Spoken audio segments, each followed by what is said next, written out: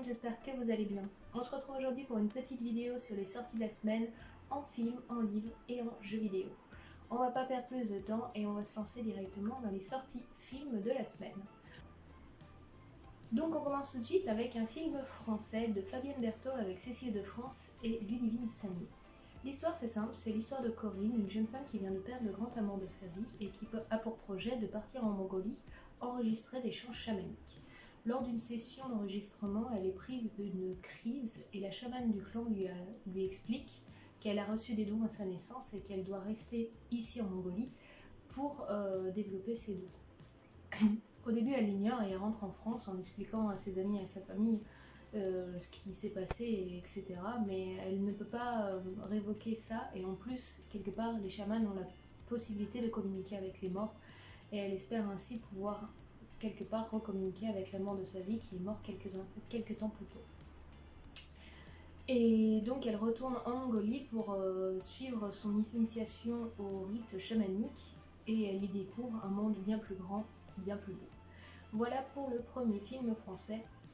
On passe donc au second film français, qui n'est autre que J'accuse de Roman Polanski avec Jean Dujardin et Louis Garrel, qui raconte donc l'histoire de l'affaire Dreyfus, qui a divisé la France durant 12 années à la fin du XVIIIe siècle. L'histoire est racontée du point de vue du capitaine Picard, qui vient tout juste d'être nommé à la tête de contre-espionnage français et qui découvre par le fait des erreurs et des preuves fabriquées contre l'affaire Dreyfus. Donc l'affaire Dreyfus est une affaire quand même de déni de justice, d'antisémitisme et d'erreurs judiciaires assez importantes. Donc Picard va mettre et sa carrière et sa vie en danger pour faire réhabiliter le colonel, je crois que c'était Alfred Dreyfus, et pour mettre les personnes coupables de son emprisonnement derrière les barreaux. Voilà pour l'affaire Dreyfus, qui est donc un film historique, qui est film historique français de choses qu'on étudie souvent en histoire, donc assez intéressant pour ceux qui voudront parfaire un petit peu leur culture sur ce moment historique. On continue donc avec un autre film historique qui n'est autre que Le Mans 66 de James Mangold avec Matt Damon et Christian Bale. Donc je vais vous lire le résumé tout de suite. C'est l'histoire vraie d'un ingénieur automobile visionnaire américain, Carroll Shelby, donc Matt Damon, qui fait équipe avec le pilote de course surdoué Ken Miles, bravant l'ordre établi, défiant les lois et la physique et luttant contre leurs propres démons. Les deux hommes n'avaient qu'un seul but, construire avec le compte de Ford Motor Company un bolide révolutionnaire capable de renverser la suprématie de l'écurie Enzo Ferrari sur le mythique circuit du Mans en 1966. Voilà, donc pour tous les fans de course automobile et de faits un petit peu historiques, c'est assez intéressant de voir comment deux hommes partis de rien en fin de compte, juste avec l'union de Ford Company, mais ça donne des obligations de prouver que tout ce qu'on fait est justifiable, vaut l'argent mis sur le tapis, etc. Et c'est c'est une histoire de passion, de s'accrocher à ses rêves et à ses envies, et ce film est vraiment juste magnifique.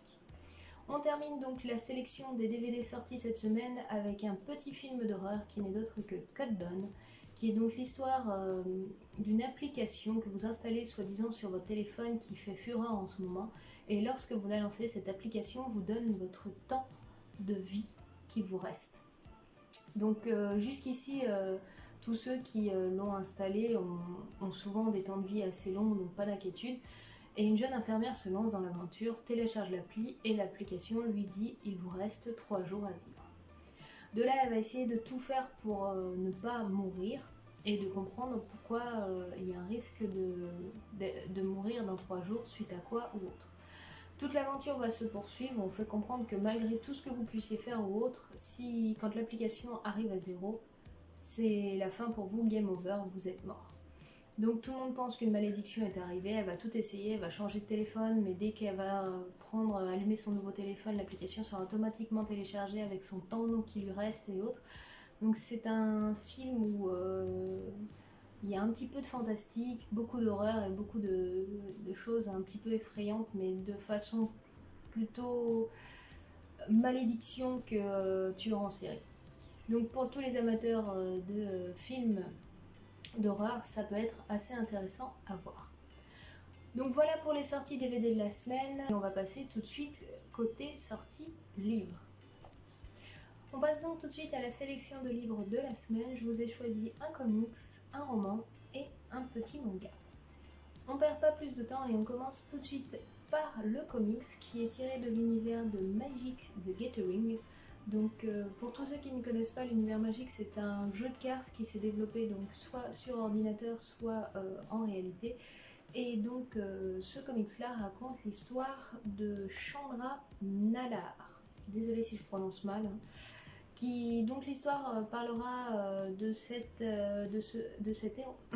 donc l'histoire parlera de cette héroïne-là tirée de cet univers qui a pour mission de défendre le multiverse et les faibles et les opprimés.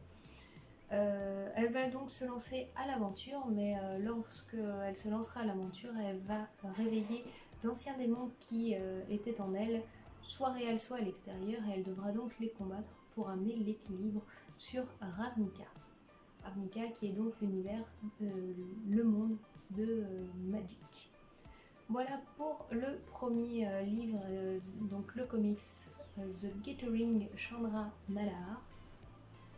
On passe tout de suite après au roman, donc je vous ai sélectionné Mais qui a tué Bob de Gaël Châtelain, qui est donc l'histoire. Un matin, Bob, peer manager, est retrouvé mort dans son bureau, une paire de ciseaux entre les omoplates et le crâne fracassé par son imprimante. L'inspecteur d'Argemont, grand professionnel de la police nationale, se doute que ce n'est pas un suicide. Mais qui a tué cet odieux personnage, archétype de tous les travers du manager?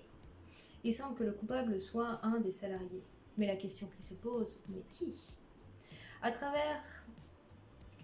Au travers d'une enquête, découvrez toutes les facettes de l'entreprise qui vous permettra peut-être de vivre mieux au travail.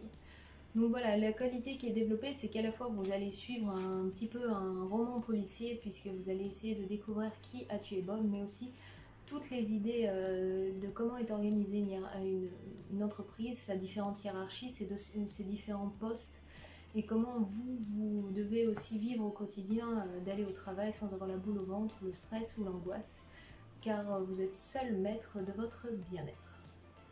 Voilà donc pour le deuxième bouquin que je vous ai sélectionné, Mais qui a tué Bob?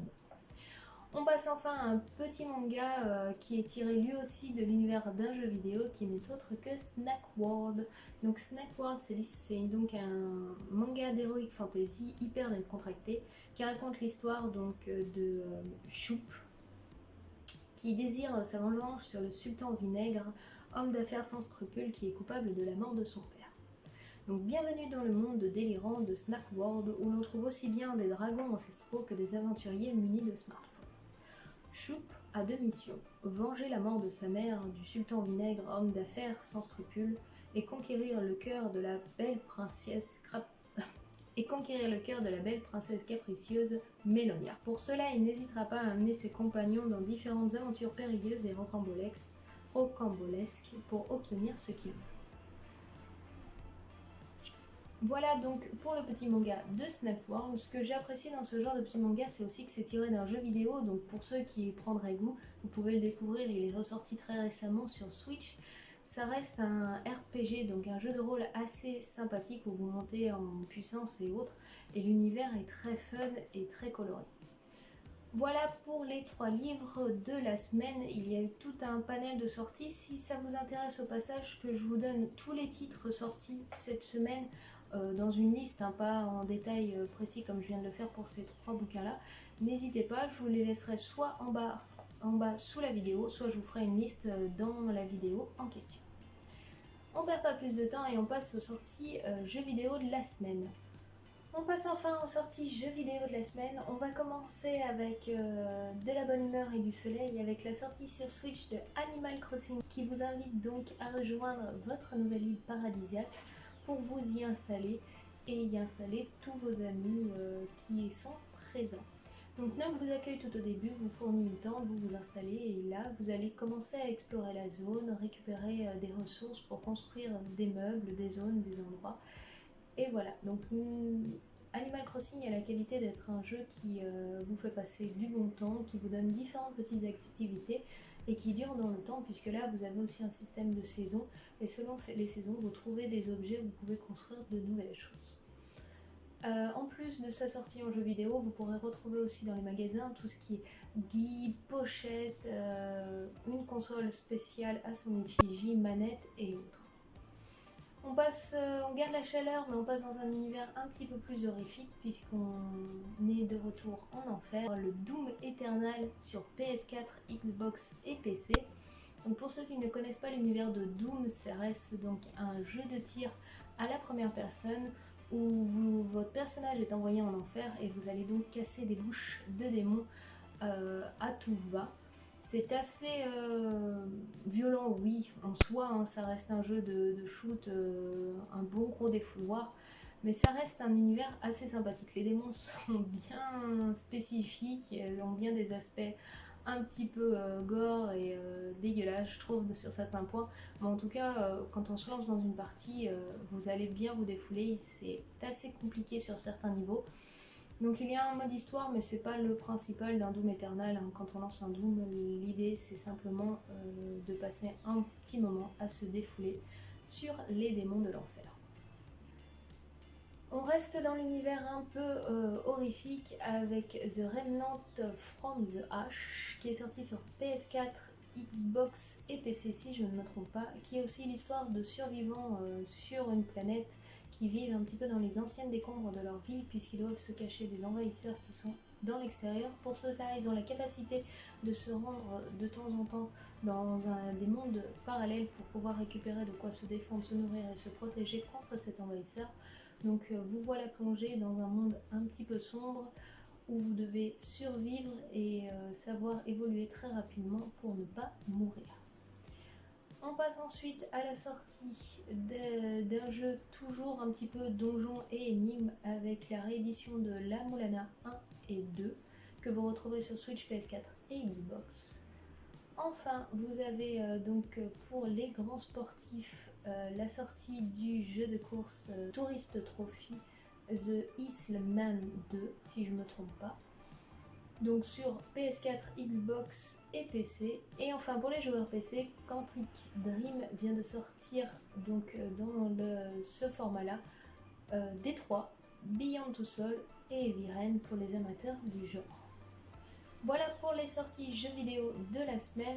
Donc voilà pour le résumé des sorties de la semaine. J'ai fait un tri. Si, comme je vous l'ai dit lors de la section livre, si vous souhaitez que je prolonge un petit peu plus et que je nomme toutes les sorties en question, n'hésitez pas à me le dire. Je le ferai soit sous la vidéo, soit directement une liste dans la vidéo pour vous présenter vraiment toutes les sorties qui pourraient vous intéresser. En attendant, si la vidéo vous a plu, n'hésitez pas à lâcher votre petit pouce bleu, à mettre en commentaire qu'est-ce qui vous plairait dans tout ce que je vous ai présenté. Et nous, on se retrouve très bientôt pour plus de vidéos. Allez, je vous fais tout plein de gros bisous et je vous dis à très bientôt. Ciao, bye bye.